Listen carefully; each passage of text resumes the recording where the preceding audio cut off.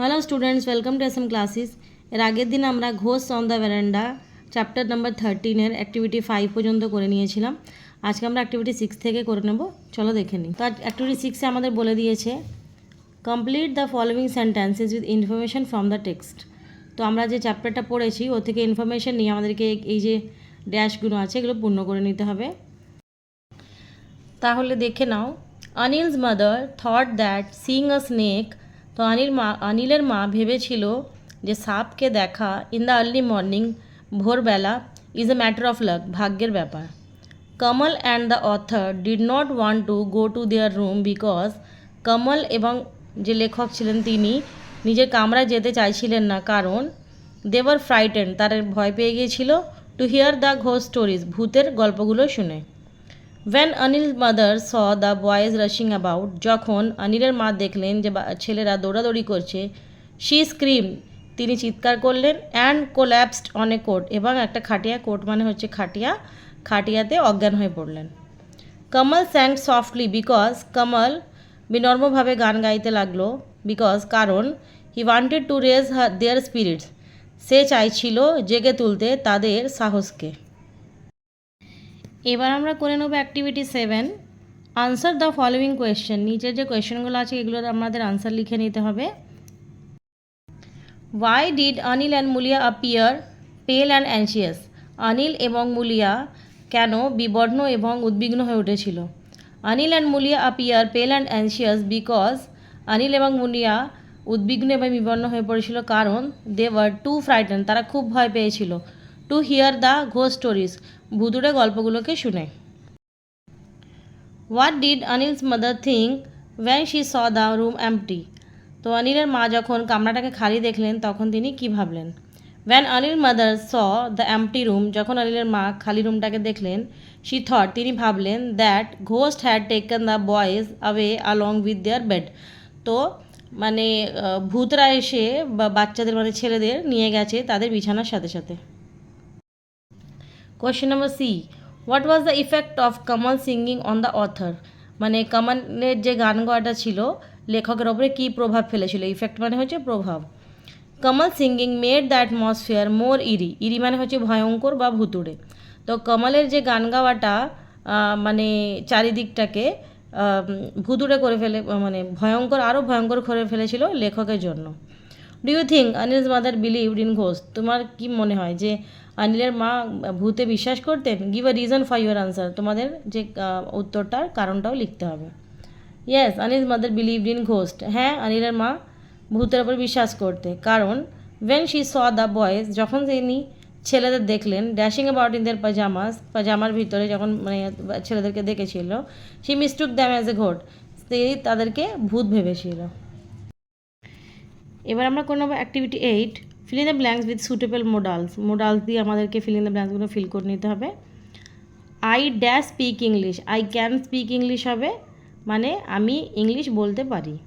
We eat so that we can live, আমরা খাই যাতে আমরা বাঁচতে পারি, তো এখানে ক্যান হবে। ইউ মে গো নাও, তুমি যেতে পারো, তাহলে এখানে মে হবে।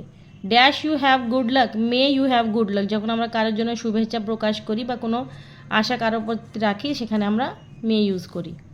উই ড্যাশ বি রিওয়ার্ডেড, আমাদেরকে সাধারণত আমরা উইর সাথে শেল ব্যবহার করে থাকি, বাট অ্যাজ এ সেন্টেন্সটা কে মাথায় রেখে আমাদের এখানে উইল লিখতে হবে। আই শ্যাল নট সারেন্ডার, আমি সারেন্ডার হব না মানে আমি ধরা দেব না, তাহলে এটা এখানে শেল হবে। You should be able to do it in no time, তো তুমি এটাকে কোনো সময় করতে সক্ষম হবে না। We dash help the poor, we should help the poor, should মানে হচ্ছে যে উচিত, আমাদের গরিবদের সাহায্য করা উচিত। I shall never tell lies, আমি কোনো দিনও মিথ্যা কথা বলবো না। Tomorrow we will have a holiday, কাল আমাদের মানে ছুটি থাকবে। যে কোনো জিনিসের যখন সম্ভাবনা হওয়ার কোনো ব্যাপার থাকে তো সেখানে আমরা উইর সাথেও কিন্তু উইলটা ব্যবহার করি। অ্যাক্টিভিটি 9টা দেখে নাও, fill in the blanks with the correct tense of the verb given in the brackets. তো ব্র্যাকেটসে আমাদের এখানে কিছু ভার্ব দেওয়া আছে, তো সেগুলোর যে কারেক্ট ফর্মটা আছে সেখানে আমাদেরকে সেন্টেন্সটা বুঝে নিয়ে এটা লিখে নিতে হবে। শি র্যান, দেখো র্যান দেখে আমরা বুঝতে পারছি যে এটা পাস্ট ফর্মে আছে, তাহলে ক্যানটাকেও আমাদেরকে পাস্ট ফর্মে করে নিতে হবে। শি র্যান সো ফাস্ট, সে খুব তাড়াতাড়ি দৌড়ালো। আই কুড নট ওভারটেক হার, আমি তাদেরকে ওভারটেক করতে পারলাম না। আই থট, তো এখানে দেখো থট, এখানেও সেকেন্ড ফর্ম দেওয়া আছে, তাহলে এখানেও আমাদেরকে হ্যাড ইউজ করতে হবে, যেহেতু ইয়েস্টারডে দেওয়া আছে, বুঝতেই পারছো। I thought I had seen you yesterday, আমি ভাবলাম যে আমি তোমাকে গতকাল দেখেছি। হি হেল্পস, এবার দেখে নাও এখানে হেল্পস, এটা কি একটা প্রেজেন্ট ভার্ব বোঝাচ্ছে। He helps his neighbours more than he helps his family, সে যত না তার পরিবারকে হেল্প করে তার থেকে বেশি তার প্রতিবেশীদের মানে সাহায্য করে। ওয়েন আই স হার, দেখো এখানে দেখে বুঝতে পারছি যে এটা একটা পাস্ট টেন্স। তো ওয়েন আই স হার, যখন আমি তাকে দেখলাম, I dash to her, I spoke to her, তাহলে এখানে স্পিকের সেকেন্ড ফর্মটা হয়ে যাবে spoke. The more he learn, the more he wanted to learn, তো দেখো এখানে লার্ন এখানে যেহেতু পাস্ট ফর্ম আছে, তাহলে এখানে ওয়ানটাও পাস্ট ফর্মে করতে হবে। তো দ্য মোর হি লার্ন, সে যত শেখে, the more he wanted to learn, সে আরও শিখতে চাইছিল। দের ওয়াজ এ রুমার, দেখো এখানে ওয়াজ আছে যেহেতু আমাকে জেনে গেলাম যে এটা পাস্টেই হবে, তো এটা হয়ে যাবে past পারফেক্টে। There was a rumour that he had died in the accident, তো একটা মানে গুজব কথা ছড়ালো যে সে দুর্ঘটনায় মারা গেছে। উই থট, দেখো এখানে থট দেখে নিলাম যে আমরা বুঝে নিলাম যে এটা পাস্ট ফর্মেই আছে। We thought that she would succeed, আমরা ভেবেছিলাম যে সে সফল হবে। আই শ্যাল নার্স হার, আমি তার সেবা করব। শি মে রিকভার, সে মানে রিকভার মানে হচ্ছে যে কোনো রোগ থেকে সেরে ওঠা, তো এখানে মে ইউজ হবে। যখন আমি বললাম আগেই যে যখন আমরা কোনো ইচ্ছা বা সম্ভাবনা প্রকাশ করি, কারোর প্রতি শুভেচ্ছা জানাই, সেখানে আমরা মে ইউজ করি, মেটাই মেই হবে। I left the place as soon as I heard the news, left দেখে বুঝতে পারছি যে এটা আমাদের পাস্ট টেন্সে আছে, তাহলে এখানে হিয়ার্ড হয়ে যাবে। আই লেফট দ্য প্লেস, আমি জায়গাটা ছেড়েছিলাম, as soon as I heard the news, যখন আমি খবরটা শুনলাম। Honesty is the best policy, তো সততা সব থেকে ভালো নিয়ম, তো এখানে যে মানে বি আছে, বি ফর্ম, যেহেতু এটা অ্যাকচুয়ালি একটা ইউনিভার্সাল ট্রুথ, তো তার জন্য এখানে ইজ হবে। এবার আমরা করে নিই activity 10, fill in the blanks by choosing the correct verb given in the brackets, তো ব্র্যাকেটে আমাদের দুটো করে অপশন দেওয়া আছে, যেটা রাইট হবে সেটা আমাদেরকে লিখে নিতে হবে। All the glitters dash not gold, এখানে ইজ নট হবে, তোমরা হয়তো ভাববে যেখানে প্লুরাল আছে তাই আর হবে, কিন্তু না, অল দ্যাট গ্লিটার এখানে ইজি হবে। The great poet and novelist is dead, তো এখানে গ্রেট পোয়েট অ্যান্ড নভেলিস্ট দুজনের কথা বলা হয়েছে, কিন্তু আমরা এখানে অ্যাজ এ সিঙ্গুলার ফর্মই ধরবো, তার জন্য এখানে ইজ হবে। Each of the boys, each যেহেতু আছে এটাকে সিঙ্গুলার ফর্মে ধরা হবে, তাহলে এখানে ওয়াজ হবে। ইচ অফ দ্য বয়, প্রতিটা ছেলে, ওয়াজ গিভন আ প্রাইজ, প্রত্যেকটা ছেলেকে প্রাইজ দেওয়া হয়েছিল। Salim as well as his friend is honest, মানে সেলিম এবং তার বন্ধু সৎ, তাহলে এখানেও ইজ হবে। Time and tide for none, time and tide, এখানে দুটো টাইম অ্যান্ড টাইড হয়ে গেল, তার জন্য ওয়েট ফর নান হয়ে যাবে। নিদার অফ দ্য গার্লস, তো এখানে নিদারটাকে আমরা সবসময় সিঙ্গুলার ফর্মে ধরি, তার জন্য এখানে হ্যাজ হবে। Neither of the girls brought the book, কোনো মেয়েই বই নিয়ে আসেনি।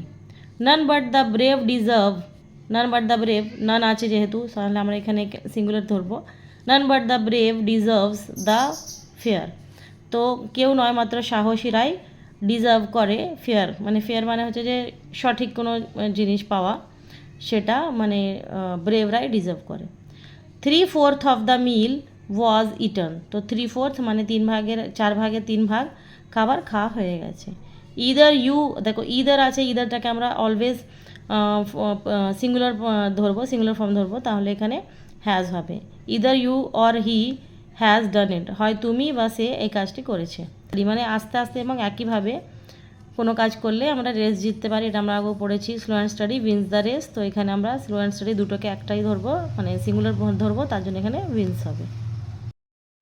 তো এবার দেখো আমাদেরকে অ্যাক্টিভিটি 11-এ কী বলে দিয়েছে, feel in the gaps in the following table with appropriate form of adjective, তো আমরা জানি অ্যাডজেক্টিভের 3টে ফর্ম হয়, পজিটিভ, কম্প্যারেটিভ অ্যান্ড সুপারলেটিভ। যখন কারোর সাথে কারো কম্প্যারিজন হয় না, সেখানে আমরা পজিটিভ ডিগ্রি ইউজ করি। যেখানে একজনের সাথে বা কোনো একটা পার্টিকুলার জিনিসের সাথে কম্প্যারিজন করা হয়, সেখানে আমরা কম্প্যারেটিভ ডিগ্রি ইউজ করি। আর যেখানে মানে সবার সাথে, মানে ওই একজনের সাথে বাকি সবার সাথে তুলনা করা হয়, সেখানে আমরা সুপারলেটিভ ডিগ্রি ইউজ করি। দেখবে তোমরা কম্প্যারেটিভে ইআর আর সুপারলেটিভে ইএসটি ইউজ হয়। Good, better, best, dark, darker, darkest, mild, milder, mildest, wise, wiser, wisest, hard, harder, hardest, soft, softer, softest, high higher highest, bright brighter brightest, less lesser least, কিন্তু এখানে এবার আমরা লেস লেজার এখানে লেসেস্ট লিখবো না, এখানে least লিখতে হবে। Beautiful more beautiful most beautiful, bad worse worst, intelligent more intelligent most intelligent, serious more serious most serious, less lesser least, লেসটা বোধহয় দুবার দেওয়া আছে বাট ফর্মটা আলাদা দেওয়া আছে, মানে এখানে দেখো কম্পারেটিভ দেওয়া ছিল আর এখানে সুপারলেটিভ দেওয়া আছে। Swift swifter swiftest. এবার আমরা করে নেব activity 12, put out the adjectives from the following sentences and write their degree. তো এর মধ্যে যেগুলো মানে অ্যাডজেক্টিভ এগুলোকে আন্ডারলাইন করে তার ডিগ্রিগুলো লিখতে হবে। উইচ ইজ দ্য বেস্ট বুক, কোনটা সব থেকে ভালো বই, তো এখানে বেস্টটা হবে অ্যাডজেক্টিভ আর এটা হবে superlative form. December is colder than other month, December অন্য মাসের থেকে ঠান্ডা, তো এখানে অন্য মাসের সাথে ডিসেম্বরের সাথে তুলনা করা হয়েছে তার জন্য এখানে কোল্ডার হয়েছে, তো কোল্ডারটা হবে comparative. He is my eldest brother, সে আমার সব থেকে বড় ভাই, তাহলে এটা হবে superlative. Nothing moves as fast as light, তো লাইটের মতো এত দ্রুত কেউ যেতে পারে না, তাহলে এটা হবে পজিটিভ ডিগ্রি।